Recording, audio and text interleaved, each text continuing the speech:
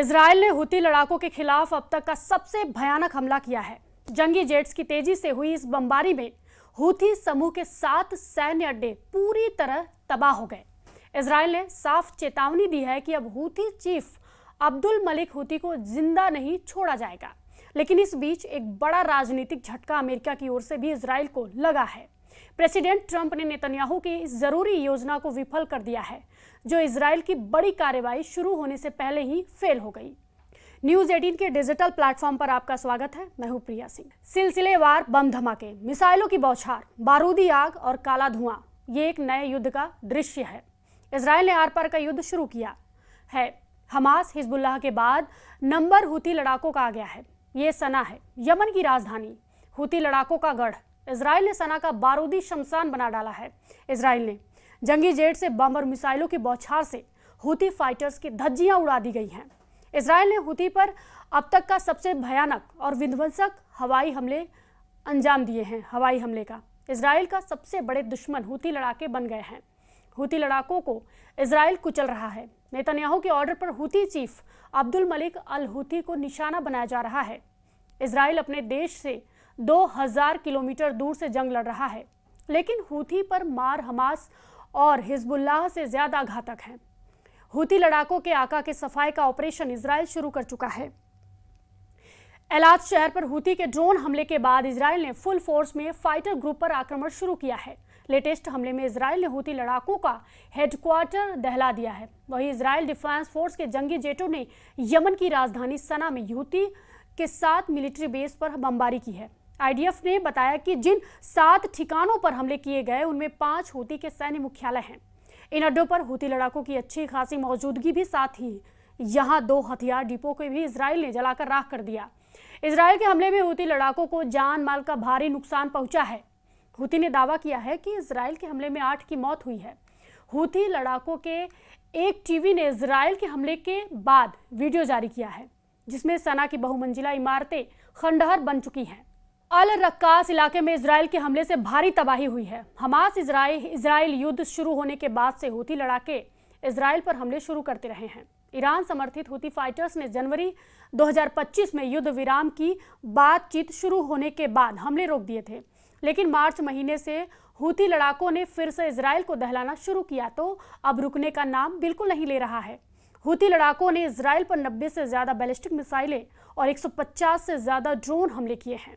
हुती लड़ाकों के सफाई के लिए इजराइल और अमेरिका ने मिलकर हमले तक किए हैं। बीते अगस्त महीने में इजराइल ने हुती लड़ाकों पर सबसे जोरदार प्रहार किया। सना में हवाई हमला कर इजराइल ने हुती की टॉप लीडरशिप का सफाया कर डाला था। इजराइल की सटीक एयर स्ट्राइक में हुती प्रधानमंत्री गालिब अल रहावी और रक्षा मंत्री मोहम्मद नासिर अल हतीफी के साथ कई बड़े कमांडर ढेर हो गए। एक झटके में कई दुश्मनों को मिट्टी में मिलाने के बाद पीएम नेतन्याहू ने हुती चीफ को डायरेक्ट धमकी दी थी। नेतन्याहू की तमाम धमकी और हमलों के बाद भी हुती लड़ाके बाज नहीं आ रहे हैं, जबकि यमन के राष्ट्रपति नेतृत्व परिषद के प्रमुख रशद अल अलीमी अपने देश को बचाने के लिए अब इंटरनेशनल गठबंधन सेना की मांग कर रहे हैं। हुती लड़ाके न इजराइल से डरते हैं और न ही अमेरिका से। ज्यादा दिन नहीं बीते हैं जब अमेरिका ने हुती लड़ाकों पर B-2 बॉम्बर से हमला किया था। सुपर पावर ने हुती लड़ाकों को कुचलने के लिए अपने जंगी बेड़े को युद्ध में उतारा था। अमेरिका ने फाइटर जेट ही नहीं, बड़े बड़े डिस्ट्रॉयर और मिसाइल क्रूजर से भी यमन पर हमला किया। लड़ाकू विमानों के साथ साथ अमेरिका ने अपना तिकोनदेरागा क्लास के मिसाइल क्रूजर पर भी एक्टिव किया। लगातार कई क्रूज मिसाइलें लॉन्च की। ऐसे ही अमेरिका ने हिंद महासागर से जहाज की गुप्त लोकेशन से यमन पर लगातार कई हमले किए। अमेरिका ने दावा किया था कि उसने हुती पर पिन पॉइंट अटैक किए। अमेरिका ने हुती लड़ाकों के खिलाफ हमला लाल सागर में कारोबारी जहाजों की रक्षा के लिए किया था। नवंबर 2023 से हुती विद्रोहियों के लाल सागर में अदन की खाड़ी में दर्जनों मालवाहक जहाजों को टारगेट किया गया। ऐसे हमलों में उसने मिसाइलों, ड्रोन और छोटी नावों को इस्तेमाल किया, जिसके जवाब में ट्रंप ने ऐलान किया था ना हुती बचेंगे ना ही उनका एंटी शिप युद्ध। मगर जब गाजा पर इजराइल का बम गिरा, यमन की तरफ से उन समुद्री जहाजों को टारगेट बनाया गया। एक तरफ Netanyahu made in America bunker buster बमों से गाजा को दहला रहे थे, तो दूसरी तरफ हुती के रॉकेट मैन लाल सागर से होकर गुजर रहे। अमेरिका, यूरोप और इजराइल जहाज़ों को टारगेट कर रहे थे। ऐसा 2023 में गाजा और इजराइल के युद्ध के बाद से लगातार होता आ रहा था। हूती विद्रोही कार्गो शिप को ज्यादा टारगेट करते हैं। इसमें कोई शक बिल्कुल भी नहीं है कि हूती अकेले दम से इजराइल अमेरिका से नहीं टकरा रहा। हूती का अघोषित आका ईरान है। ईरान के पास मिसाइलों की तादाद बहुत ज्यादा है, हजारों में है, और कहा जाता है कि इससे भी ज्यादा उसके ड्रोन खतरनाक हैं, जिनके सही आंकड़े सिर्फ और सिर्फ ईरान के कमांडर जानते हैं। लेकिन ईरान के रॉकेट और ड्रोन हूती जमकर इस्तेमाल करते हैं। ईरान के समर्थन से ही हूती फाइटर्स महाशक्तियों को चैलेंज देते हैं। वैसे लड़ाका ग्रुप ने अपनी ताकत में भी जबरदस्त इजाफा किया है, जिनकी कोई काट इजराइल को तलाशने से नहीं मिल रही है। उधर प्रेसिडेंट ट्रंप ने नेतन्याहू से मीटिंग से पहले उन्हें जोरदार झटका दिया है। ट्रंप ने साफ कर दिया है कि वो इजराइल को वेस्ट बैंक पर कब्जे की इजाजत नहीं देने वाले। ट्रंप ने जब से तुर्की के राष्ट्रपति एर्दोआन को तवज्जो दी है, उनके स्टैंड इजराइल के हक में नहीं दिख रहे हैं। उधर ईरान भी अब खुलकर इजराइल के खिलाफ ऑपरेशन ट्रू प्रॉमिस 4 का ऐलान कर रहा है। ये सैटेलाइट तस्वीरें ईरान के 2 मिसाइल सेंटर की है। पहली है पार्चीन और दूसरी है सार्च राउंड। दोनों मिसाइलें प्रोडक्शन साइट्स पर फुल फोर्स में काम शुरू हो चुका है। ईरान की रॉकेट फोर्स जल्द यहां से बनी मिसाइलों से लैस होने वाली है।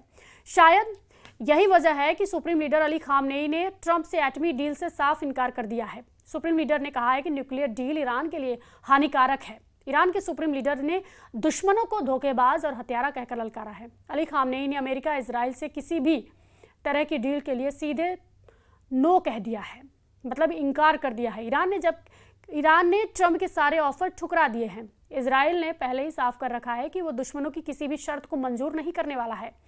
मतलब युद्ध रुकने की कोई गुंजाइश नहीं नजर आ रही है। सबसे डरावनी बात यह है कि ईरान के पास अब इंटरकॉन्टिनेंटल मिसाइल है, जिसकी रेंज अमेरिका तक बताई जा रही है। ईरान के टारगेट पर यूरोप के सारे देश आ गए हैं। जिन देशों ने मिलकर ईरान के एटमी प्रोग्राम को तबाह करने की कोशिश की है, उन सबके ईरान बदला लेने के मूड में है। तो सुप्रीम लीडर अली खामनेई का रुख अब कई मुल्कों की तकदीर तय करेगा, खासकर इजराइल का, जिसे धरती से मिटाने की कसम खाई अली खामनेई ने कई बार सार्वजनिक मंच से दोहराई है। इस वीडियो पर आपकी क्या प्रतिक्रिया है, हमें कमेंट बॉक्स में ज़रूर बताएं और फॉलो कीजिए न्यूज़ 18।